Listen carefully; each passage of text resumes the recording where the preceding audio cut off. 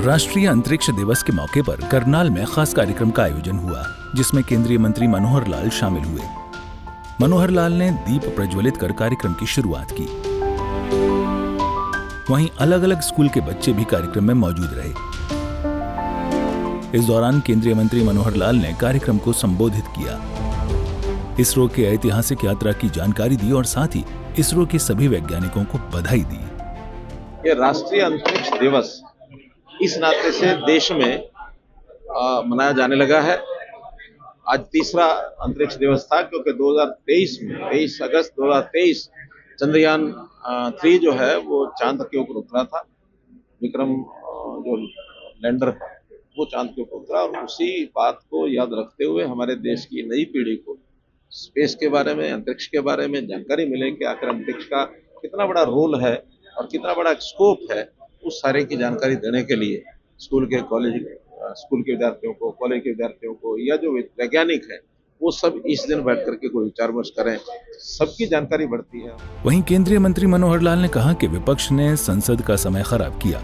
अगर विधानसभा में भी विपक्ष ऐसा करेगा तो जनता सबक सिखाएगी। देखिए, पहली बात तो यह है कि जैसे केंद्र में इस बार संसद को बिल्कुल विपक्ष ने चलने नहीं दिया, और ऐसे ऐसे मुद्दे जो वास्तव में तो उनको सब समझ है और उनके ही खड़े किए हुए मुद्दे हैं, उन्हीं के विपरीत वो बातें जाने वाली हैं, लेकिन उस चीज़ को न समझते हुए, न समझने के कारण से उन्होंने जैसा व्यवधान पूरा महीना भर केंद्र में लोकसभा या राज्यसभा को नहीं चलने दिया, और उन्हीं विपक्षी दलों के आगे जो मित्र दल हैं या वो स्वयं दल हैं, उनको एक आभास हुआ कि शायद सदन को न चलने देने से कोई लाभ होगा। मैं दावे से कहता हूं कि सदन में इस प्रकार के व्यवहार से, चाहे उन्होंने लोकसभा राज्यसभा में किया, चाहे विधानसभा में ये करेंगे, निश्चित रूप से जनता उनको सबक सिखाएगी आगे आने वाले समय में। वहीं मनीषा मौत मामले पर मनोहर लाल ने कहा कि हरियाणा सरकार गंभीर है और इस पर जांच जारी है। जहां तक जिस विषय की बात आप कर रहे हैं, उस विषय पर हरियाणा सरकार बहुत गंभीर है। एक घटना बड़ी दुखद घटना है।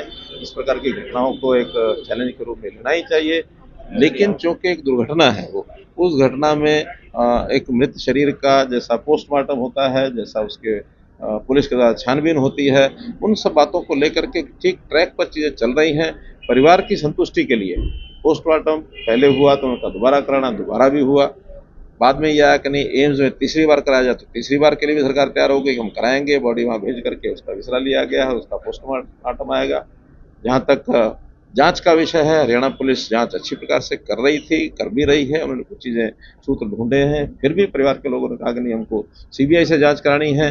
हमें किसी प्रकार की आपत्ति नहीं है कि जिस बढ़िया से बढ़िया एजेंसी से जांच करवाने के लिए तैयार है, हम उस एजेंसी को जांच देने के लिए तैयार है।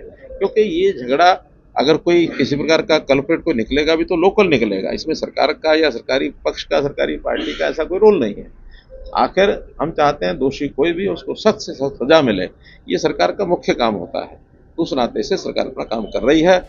वहीं आपको बता दें कि केंद्रीय मंत्री मनोहर लाल करनाल में आयोजित कार्यक्रम के बाद ट्रेन से वापस दिल्ली लौटे। इस दौरान ट्रेन में लोगों से बातचीत करते हुए भी वो नजर आए।